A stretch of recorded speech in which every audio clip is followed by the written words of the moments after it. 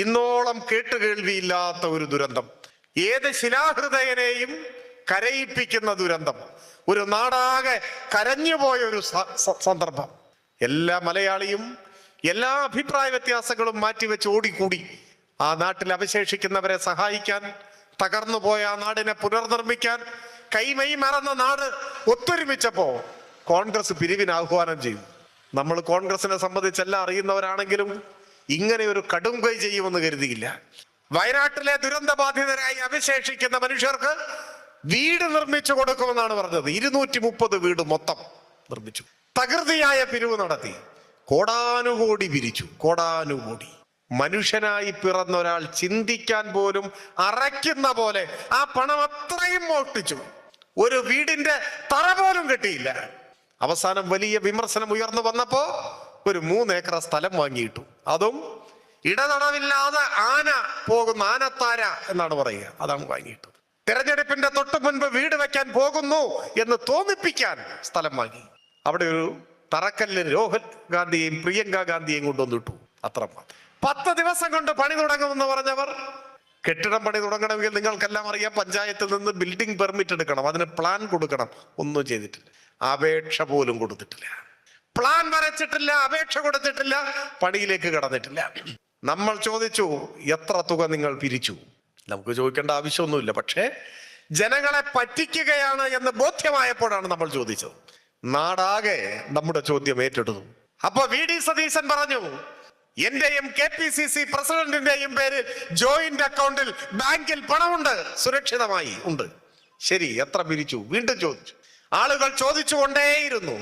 അപ്പോ ഇന്നലെ പറഞ്ഞു, വീടിന്റെ പണി കഴിഞ്ഞിട്ട് കണക്ക് പറയാം. അത് നല്ലൊരു മറുപടിയാണ്. കാരണം വീട് വെക്കാൻ ഉദ്ദേശിച്ചിട്ടില്ല. അപ്പൊ വീട് വെച്ചാലല്ലേ കണക്ക് പറയേണ്ടതുള്ളൂ. അതാണ് കരുതിയത്.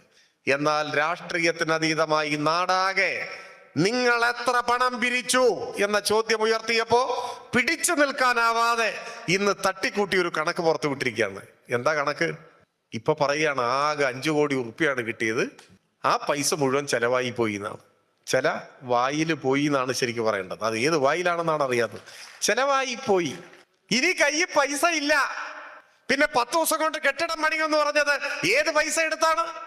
എന്റെയും KPCC പ്രസിഡന്റിന്റെയും പേരിൽ ജോയിന്റ് അക്കൗണ്ടിൽ പണമുണ്ട് എന്ന് പറഞ്ഞത് ഏത് പണമാണ്? ഇപ്പൊ പറയുന്നു പൈസ ഇല്ല. കൂടെ ഒരു ഭീഷണി, എന്ത്? കെട്ടിടം പണിയാൻ ഇനിയും പിരിക്കും. നിങ്ങൾ ആലോചിച്ച് നോക്ക്. ദുരന്തങ്ങളെ പണമുണ്ടാക്കാനുള്ള അവസരമായി കണക്കാക്കി. കൂടപ്പിറപ്പുകൾ പിടഞ്ഞു മരിച്ചപ്പോ ആ മൃതശരീരങ്ങൾ വെച്ച് ഹൃദയാലുക്കളായ മനുഷ്യരുടെ കയ്യിൽ നിന്ന് ശേഖരിച്ച പണം അത്രയും മോഷ്ടിച്ചു. കോടാനുകോടി. ഇപ്പൊ ഇതിന്റെ പുറകിൽ UDF സ്ഥാനാർത്ഥിയുടെ ചിരിച്ച ഒരു ലൈറ്റ് ബോർഡ് വെച്ചിട്ടുണ്ട്. ആ ചിരിയുടെ പിന്നിൽ വയനാട്ടിലെ അമ്മമാരുടെ കണ്ണുനീരുണ്ട്. കുഞ്ഞുങ്ങളെ നഷ്ടപ്പെട്ട അമ്മമാരുടെ കണ്ണുനീര്, മാതാപിതാക്കളെ നഷ്ടപ്പെട്ട കുഞ്ഞുങ്ങളുടെ കരയുന്ന മുഖം ഈ ചിരിക്കു പിന്നിലുണ്ട്. പ്രകൃതി ദുരന്തത്തിൽ ഒരു നിമിഷാർത്ഥത്തിൽ ജീവൻ ബലിയർപ്പിക്കേണ്ടി വന്ന നിസ്സഹായരായ മനുഷ്യരുടെ വിലാപങ്ങൾ ഈ പോസ്റ്ററിൽ, ഈ ബോർഡിൽ ഒക്കെയുണ്ട്. ആ കാശും കൊണ്ടാണ് പ്രചരണം.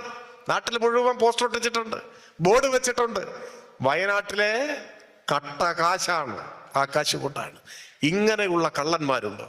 ലോകൈക കള്ളന്മാരുടെ ഒരു സംഘടനയായി കോൺഗ്രസ് മാറി. ഇവരുടെ കയ്യിലെങ്ങാനും കേരള ഭരണം കിട്ടിയാലുള്ള